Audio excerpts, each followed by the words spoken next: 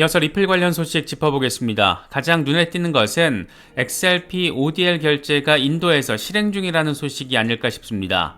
리플과 관련된 컨텐츠만 집중적으로 뽑아내는 더 XRPDaily.com은 최근 몇 년 동안 리플은 국경 간 지불 효율성을 개선하기 위해서 여러 인도 은행들과 협력해왔다라고 보도했습니다. 세계에서 가장 큰 송금 시장이 인도지만 국경 간 결제 시스템은 느리고 수수료는 비싸다 보니까 자연스럽게 리플 솔루션이 더해졌다라는 겁니다. 이런 상황을 더 의미있게 만들어주는 것은 인도 최대 민간 부문 은행 가운데 하나인 엑시스뱅크가 리플과 파트너십을 맺었다라는 겁니다. 이 은행은 리플 플랫폼을 활용해서 더 빠르고 안전한 국경 간 결제 지원을 촉진하고 있다고 합니다. 이 밖에도 인도의 다른 은행들도 리플의 기술을 사용하는 것에 관심을 표명했다고 하는데, 미국에서는 되도 않는 소송 리스크로 인해서 시간과 에너지를 어마어마하게 빼앗기고 있지만 해외에서 특히 인구 대국 인도에서 이 같은 혁신을 구현하고 있다는 것은 꽤나 인상 깊게 여겨지는 부분입니다. 또 하나는 XRP 레저 기반의 대표적인 페이먼트 시스템 숨월렛이 전자상거래 업계 자이언트로 불리는 액위드와 파트너십을 맺었다라는 내용입니다. 이를 통해서 숨월렛은 액위드에 가맹돼 있는 온라인 스토어 100만 개 이상에서 결제 지원을 하게 됐습니다. 다시 말해서 XRP는 물론 XRP 레저 기반의 토큰을 통해서 100만 개 이상의 온라인 스토어에서 결제가 가능하게 된 겁니다. 이런 상황을 종합해서 바라보면 지금 리플의 진화는 크게 세 가지 방향에서 바라볼 수가 있습니다. 가장 기본 베이스는 당연히 XRP를 활용한 국경 간 송금 결제 혁신이고, 다음으로는 이더리움과 같은 종합 블록체인 플랫폼으로 진화해 나가면서 일상을 파고드는 혁신입니다. 이번 숨월렛의 파트너십은 이 방향성의 결과물이라고 할 수 있습니다. 또 하나는 CBDC와 관련된 부분인데, 이건 각국 중앙은행들과 얼마나 리플이 끈끈한 전략적 관계를 구축하느냐가 핵심적인 관전 포인트가 되지 않을까 생각됩니다. 시장 전체 조정 상황에서 XRP 시세 역시 다소 흔들리고 있지만 이 같은 펀더멘털 자체는 여전히 매력적이고 여전히 엄청 빡세게 잘 진화하고 있다라고 바라볼 수 있는 부분입니다. 대표적인 XRP 강세론자 가운데 한 명인 분석가 잭 더 리플러는 XRP가 $300 위에서 사상 최고가를 찍을 거라는 다소 전폭적인 숫자를 제시했습니다. 그러면서 첫 번째 돌파가 발생하면 대부분의 사람들은 그 기회를 놓칠 것이다. 왜냐하면 그들에겐 그게 현실적이기 때문이다. 이렇게 설명을 했습니다. 함께 공유한 차트가 재밌는데, 과거 2014년에 사람들은 XRP는 절대 1센트에 도달할 수 없다 이렇게 말했고, 2017년에는 절대 XRP는 $1에 도달할 수가 없다 이렇게 말을 했다. 그리고 지금 사람들은 XRP는 절대 새로운 신고가를 쓰지 못할 것이다 이렇게 말하고 있다라는 점이 차트에 표시가 되어 있습니다. 여기서 신고가 돌파는 $3.56 돌파를 의미하고, 이후 과거의 1센트 전후부터 상승한 비율만큼 올라가게 된다라면 이게 $304가 될 수 있다라는 다소 비현실적이지만 그래도 현실이 되면 너무 좋을 것 같은 그런 숫자를 제시하면서 역시나 XRP 빠돌이다운 모습을 확실하게 보여줬습니다. 이런 차트적인 부분들 말고 리플과 미국 정관계 인사들이 얽히고 설킨 상황을 보여주는 이미지를 바라보면 어쩌면 정말 리플은 세계 준비 통화를 목표로 세팅된 솔루션이 아닐까 그런 생각도 갖게 만드는데, 왼쪽에 있는 인물들은 모두 리플 관계자들이고 유명한 사람들이 많습니다. 맨 위쪽에 있는 양반은 대통령 직속 미국의 43대 회계 책임자를 지낸 로사리오스, 이 양반은 지금 리플 이사회 멤버입니다. 대표적인 백악관과 의회 커넥션 라인으로 거론되는 인물입니다. 이 양반뿐만 아니라 이사회 멤버 출신인 마이클 바는 지금 연준 부의장이고, 이사회 의장인 샌디 오코너는 JP모건에서 규제 책임자로 일했던 양반입니다. 각계 각층에서 핵심적인 네트워크를 형성하고 인물들을 리플 이사회 등 여러 자리에 배치를 해놓은 게 리플이고, 이런 리플이 지금 미국 SEC의 너저분한 소송 대상이 돼서 불필요한 시간과 에너지, 돈을 쓰고 있다라는 참 골 때리는 상황이 펼쳐지고 있는 겁니다. 최근 SEC에 대놓고 공개적인 대결 선언을 해버린 코인베이스의 입장을 놓고 XRP 커뮤니티에서는 굉장한 반감이 나오고 있는 모습도 포착되고 있습니다. 이번에 코인베이스가 SEC의 웰스 노티스에 대한 답변을 하면서 자신들은 증권을 거래 지원한 적 없다 이렇게 강조한 게 지금 비판의 대상이 되고 있는 겁니다. 사실 좀 중립적으로 바라보자라면 이 같은 비판은 객관적이라기보다는 감정적이라고 할 수가 있는데, 코인베이스 입장에서는 XRP는 증권일 수 있다라는 소송으로 인해서 상장 폐지를 한 것이다, 뭐 이렇게 반박할 수도 있기 때문입니다. 다만 지금 상황, 그러니까 코인베이스가 SEC와 굉장히 날선 기싸움을 벌이고 있고 소송까지 벌이고 있는 이런 상황을 놓고 보자라면, 코인베이스 입장에서는 동맹군 차원 확보에서 리플과 손을 잡으면서 전격 재상장을 할 가능성, 또 그것에 대한 기대감에 대해서는 충분히 생각해 볼 수 있을 것 같습니다. 과연 이 정도 호연지기를 브라이언 암스트롱 CEO가 보여줄 수 있는 정도가 될지, 이것도 재미있는 관전 포인트가 아닐까 생각됩니다. 리플과 관련해서도 아주 의미 있는 소식이 더해졌습니다. 리플의 중동 아프리카 지역, 이 메나 지역의 핵심 파트너인 카타르 국립은행과 필리핀의 대표적인 민영은행인 차이나뱅크가 리플렛을 이용하면서 이미 양국 간의 국경 간 송금을 진행하고 있다는 게 핵심입니다. 이미 지난해 7월부터 리플렛저에 올라타서 리플 ODL을 활용한 국경 간 송금이 활발하게 진행되고 있다고 합니다. 리플이 가만히 있어도 파트너 기업이 나서서 이렇게 ODL 확장을 이뤄가고 있는 겁니다. 이와 관련해서 차이나뱅크가 밝힌 내용이 재밌는데, 2022년부터 코로나로 인한 봉쇄가 풀리기 시작하면서 필리핀 해외 노동자들의 수가 다시 증가하고 있고, 이건 그들이 필리핀 고국으로 보내는 송금 규모가 증가하고 있다는 걸 의미한다. 차이나뱅크는 카타르 국립은행과 파트너십을 맺고 리플렛을 통해서 카타르에서 필리핀으로의 송금을 진행하고 있다. 카타르 국립은행은 메나 지역에서 가장 규모가 큰 은행이고, 동시에 리플렛은 블록체인을 활용한 국경 간 송금의 국제적인 플랫폼이다. 디지털화를 활용한 송금은 더 편하고 빠르고 보안이 잘 되기 때문에 우리의 현행 시스템을 개선할 수가 있다. 이런 내용을 필리핀 민영은행이 지금 이야기하고 있는 겁니다. 리플과 관련해서는 요즘 부쩍 코인베이스 재상장 이슈가 자주 거론되고 있습니다. 소송이 긍정적으로 마무리가 되기를 바라는 입장에서는 소송 종료 이후에 연타가 될 가능성, 이 가장 중요한 이슈가 이 코인베이스 재상장, 이걸 통한 미국 내 XRP 유동성 재확보, 이런 게 될 수밖에 없기 때문인데, 그런데 이번에 코인베이스와 리플의 법률 책임자가 회동을 해버렸습니다. 그것도 코베의 최고 법률 책임자 폴 그레왈이 리플로 찾아가서 리플 영역에서 리플의 최고 법률 책임자 스튜어트 알데로티를 만난 겁니다. 과연 이 두 회사의 법률 책임자들이 만나서 어떤 이야기를 했을까? XRP 재상장과 관련된 부분일 수도 있고, 최근 SEC를 상대로 코인베이스가 소송을 제기하면서 리플과 코인베이스는 SEC를 상대로 소송을 진행하고 있다라는 공통 분모도 가지고 있습니다. 이런 상황에서, 그것도 리플 소송 결과가 언제 나와도 이상하지 않은 그런 상황에서 두 회사의 법률 책임자들이 만나다 보니까 꽤나 관심도를 높이고 있습니다. 특히나 폴 그레왈은 최근 XRP에 대한 재상장 조건을 언론 인터뷰를 통해서 직접 언급했던 인물이기도 합니다. 폴 그레왈은 리플 소송 결과가 나올 것으로 한창 기대감이 커지고 있었던 지난 3월에 싱킹 크립토와 인터뷰를 진행했는데, 이 자리에서 XRP의 코인베이스 재상장과 관련된 3가지 조건을 제시하기도 했습니다. 그는 먼저 법원이 리플에 유리한 판결을 내리면 코인베이스가 XRP 거래를 재개할 수 있지만, 이런 결정을 놓고도 몇 가지 검토 사항이 있다.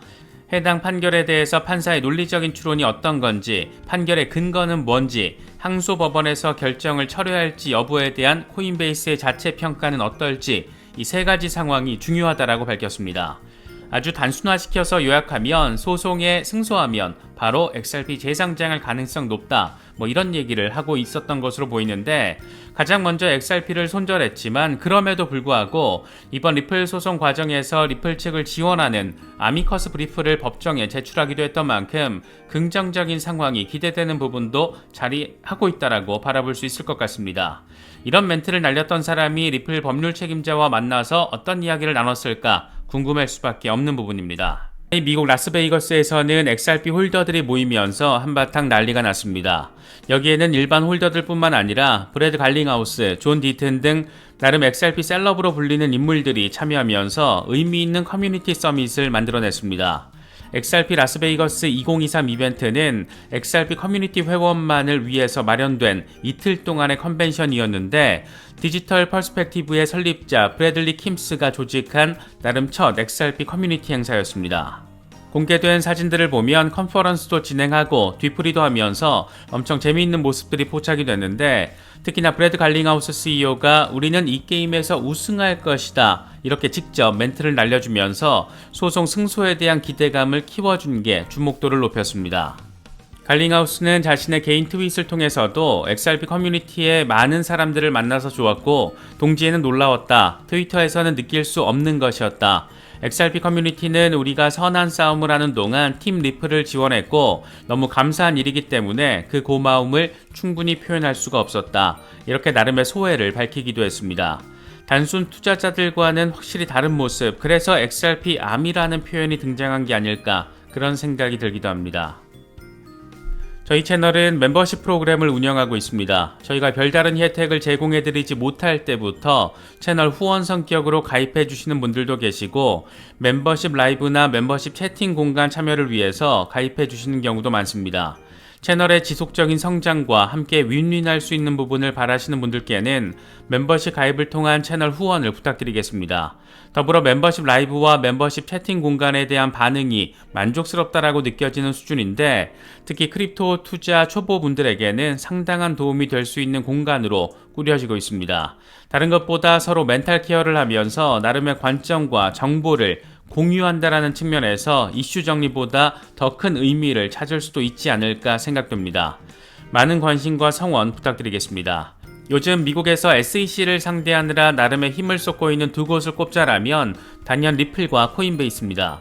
공교롭게도 두 곳의 수장들이 이번 두바이 핀테크 서밋에 참석하면서 메나 지역의 중요성과 그 의미를 강조하고 있고 그렇게 주목도를 높이고 있습니다. 먼저 브라이언 암스트롱 코인베이스 CEO는 블룸버그 TV와 인터뷰에서 우리는 세계 여러 나라들의 서비스를 제공할 수 있는 국제 허브 구축을 위한 근거지를 찾고 있다. 아랍에미리트는 중동, 아프리카, 아시아 시장으로의 확장과 이들 지역에서의 서비스 제공을 위한 좋은 입지를 갖추고 있다. 이렇게 말했습니다. 미국 규제 당국과의 갈등 때문에 해외로 본거지를 옮길 가능성에는 선을 그었지만 국제 허브로 아랍에미리트를 고려하고 있다는 점은 역시나 재밌는 지점입니다. 브래드 갈링하우스 리플 CEO는 이번 두바이 핀테크 서밋에 참석했던 사진을 공유하면서 리플은 두바이에서 확장하고 있다. 리플 고객의 20%가 메나 지역을 기반으로 하고 있고 명확한 규제 제도가 개발되고 있는 지역인 만큼 두바이가 암호화폐 혁신의 핵심 글로벌 금융 허브로 부상하고 있는 것은 놀라운 일이 아니다. 이렇게 설명을 했습니다. 문명의 발상지가 역사를 돌고 돌아서 다시 새로운 혁신의 근거지가 되고 있는 상황이 지금 펼쳐지고 있는 것으로도 바라볼 수 있는 부분입니다. 이건 2022년 아프리카 블록체인 리포트인데 여기에 또 아주 재미있는 아프리카 상황이 담겨 있습니다. 물론 눈에 띄는 건 리플입니다. 지금 아프리카 대륙에서 리플이 자리하고 있는 지역이 무려 13개 지역인데 아프리카 대륙의 동서남북 모두에 리플이 진입해 있다는 점을 확인할 수 있습니다. 다시 말해서 이들 지역에는 이미 리플 ODL이 깔려 있다는 것이고 지금까지 후진국 신세를 면치 못했던 국가들이 새로운 혁신을 통해 도약의 준비를 하고 있다는 점, 그 중심에 리플이 자리하고 있다는 점도 느낄 수 있는 부분인 것 같습니다. 리플 소송 결과가 과연 언제쯤 나올 것인가? 이건 글로벌 XRP 홀더들의 최대 관심사입니다. 법원의 속내를 알 길이 없다라는 점에서 우리도 답답하고 나름 미국 변호사 자격증을 갖고 있는 홀더들도 답답한 그런 시간이 이어지고 있습니다. 그런데 이번에 미스터 후버라는 양반이 희한한 루머를 퍼뜨리고 있는데 이 양반은 방금 전에 아날리사 토레스 판사가 2024년 여름 휴가 이후에 판결을 내릴 것이라는 루머를 들었고 리플과 SEC는 이미 두 차례에 걸쳐서 비공개 미팅을 진행했다라고 하는데 이거 아는 사람 있냐 이렇게 멘트를 친 겁니다. 이게 트윗 멘트 정도로 끝났으면 다행인데 하필 몇몇 크립토 미디어가 이걸 기사화하면서 루머를 확장시키는데 일조하고 있습니다. 약식재판 판결이 2024년 여름까지 딜레이가 될 수 있다는 것은 상식적으로도 말이 될 수가 없는 부분인데 이런 이상한 소리까지 등장하면서 동시에 소송 당사자들이 비공개 회동을 가졌다라는 루머 역시 함께 돈다라는 것은 어쩌면 양측의 합의를 압박하기 위한 목적으로 전략적인 차원에서 루머가 흘러다니는 건 아닌가 그런 생각까지 들기도 하는데 2024년 여름 판결은 아무리 생각해봐도 상식적이진 않은 것 같습니다. 특히 지금까지 변호사 자격이 있는 XRP 홀더들이 제시했던 소송 판결 가능 시점, 모두 하나같이 빗나갔다라는 점에서 실제 판결 가능성은 아날리사 토레스 판사 말고는 모른다. 지금은 그저 기다리는 게 최선인 것 같다. 이 정도가 가장 현실적인 게 아닐까 생각됩니다. 다소 답답한 시기인데 이건 전 세계의 모든 XRP 홀더들의 공통된 상황이라는 점도 생각하시면 좋을 것 같습니다. 비트코인 조정과 맞물려서 상승분을 대부분 반납한 XRP와 관련해서는 대표적인 맥시멀리스트 다크 디펜더가 의미 있는 중장기 분석을 제시했습니다. XRP는 마침내 이번 조정의 목표였던 0.42달러와 0.38달러 구간 안으로 들어왔다. 일간 RSI는 과매도이고 주간 RSI는 지지라인 근처에서 마감을 했다. 다음 랠리는 아마도 나는 이번 여름쯤이 될 것이라고 기대하고 있다. 이렇게 설명을 했습니다. 함께 공유한 차트를 보면 이번 여름쯤 기술적으로 2달러 부근에 도달한다라고 표시가 되어 있는데 과연 2달러까지 순조롭게 나아갈 수 있을지 아니면 소송 결과와 맞물려서 훨씬 더 폭발적인 랠리를 선보일지 그것도 아니면 보기만 해도 짜증나는 하락세를 이어갈지 여러모로 참 긴장되는 시간이 흘러가고 있는 것 같습니다. 존 디튼 변호사는 크립토로라고 하는 뉴스 미디어 플랫폼을 운영하고 있는데 이번에 크립토로 TV 게스트로 코인베이스의 법률 책임자 폴 그레와를 초대했습니다. 맞습니다. 이 양반이 최근 리플 법률 책임자와 전격으로 회동하면서 XRP 코인베이스 재상장에 대한 관심을 폭증시켰던 그 양반입니다. 이 양반은 우리는 토레스 판사의 법정에서 벌어지고 있는 일에 지구상의 어느 사람보다 더 관심을 기울이고 있다. 왜냐하면 우리는 토레스 판사의 판결을 통해서 시장의 명확성을 가져다 주고 혼란이 사라지는 것을 열망하고 있기 때문이다. 1차 판매와 2차 판매에 대한 SEC의 매우 광범위한 견해로 인한 혼란이 완전히 해결되기를 기대한다. 이렇게 멘트를 날려줬습니다.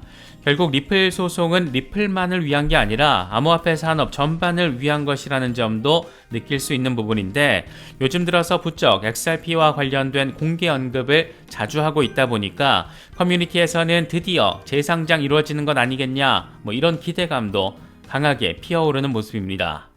리플과 관련해서는 아주 의미 있는 소식이 더해졌습니다. 이 소식을 좀 더 입체적으로 이해하기 위해서는 영국 기반의 지불 결제 기업 테라페이에 대해서 알면 좋을 것 같습니다. 이 회사는 이미 27개 글로벌 시장에서 규제를 받으며 사업을 확장하고 있고 은행과 모바일 지갑, 송금 사업자의 글로벌 파트너 중 하나로서 이 포괄적인 국제 금융 생태계를 만들고 있는 곳입니다. 75억 개 이상의 은행 계좌, 21억 개 이상의 모바일 지갑, 108개 수취 국가와 205개 발신 국가의 광범위한 네트워크에 액세스를 할 수 있다라고 하니까 이미 엄청 빡세게 자리를 잡은 곳으로 이해할 수가 있습니다. 이렇게 성장세도 역량도 분명한 곳이다 보니 비자와 같은 글로벌 플레이어가 이 회사에 투자를 한다는 것은 그렇게 이상하지 않고 오히려 당연해 보이기도 합니다. 테라페이는 비자로부터 지분 투자를 받는 조건으로 비자 플랫폼에 들어가게 되는데 다시 말해서 비자 솔루션을 테라페이 네트워크에 연결을 해서 좀 더 혁신을 강화하겠다 이런 얘기를 하고 있는 겁니다. 이 회사가 직접 공지한 내용을 보면 테라페이와 비자의 협력은 카드와 계정 그리고 지갑을 포함해서 글로벌 자금 이동 기능을 확장하고 그렇게 포괄적인 지불 솔루션의 길을 열겠다 이렇게 의미를 부여했는데 이 회사 CEO는 비자가 주요 투자자로 합류하면서 이번 전략적인 제휴는 진정으로 글로벌 디지털 결제를 위한 큰 진전을 반영한다. 연결되고 강화된 디지털 결제 세계를 구축한다라는 공동 비전을 구체화하게 돼서 매우 기쁘다 이렇게 말했고 비자의 글로벌 책임자는 테라페이에 대한 우리의 투자와 협력이 비자의 도달 범위를 더욱 강화하고 금융 포용을 촉진하는 데 도움이 될 것이라는 점에서 기쁘다 이렇게 설명하기도 했습니다. 이 멘트들을 정리를 해보자라면 비자는 글로벌 금융 확장을 더 가속화하기 위해서 금융 포용이라는 다소 인류애적인 뉘앙스를 담은 단어를 사용하면서 그 수단으로 테라페이를 선택한 것으로 바라볼 수가 있습니다. 그런데 진짜 재미있는 것은 테라페이가 리플의 파트너라는 겁니다.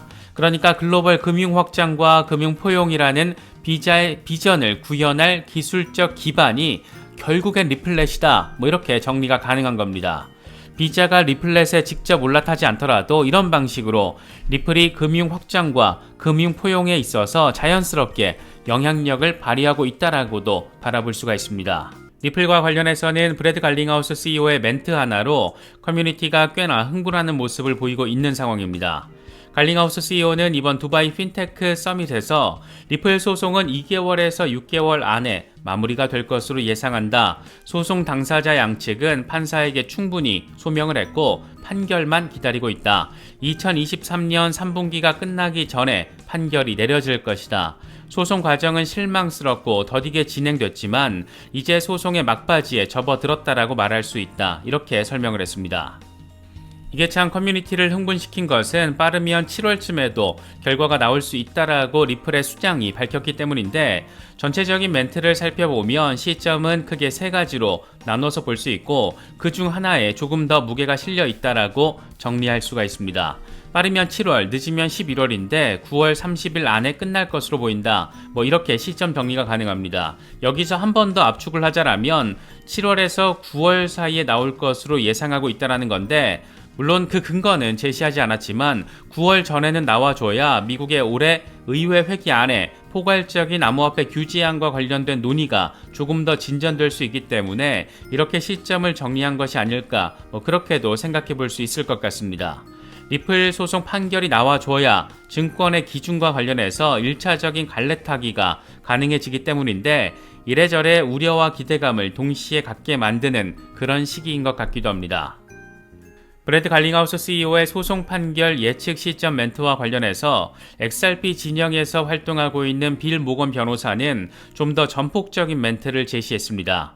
갈링하우스 CEO는 2개월에서 6개월 사이라고 예측했는데 이것도 정확할 수 있겠지만 사실 다음 달이 될 수도 있다. 이런 멘트를 더해준 겁니다. 제발 좀 다음 달에 소송 결과 판결이 나와준다라면 소원이 없을 것 같습니다. 삿포로 가자!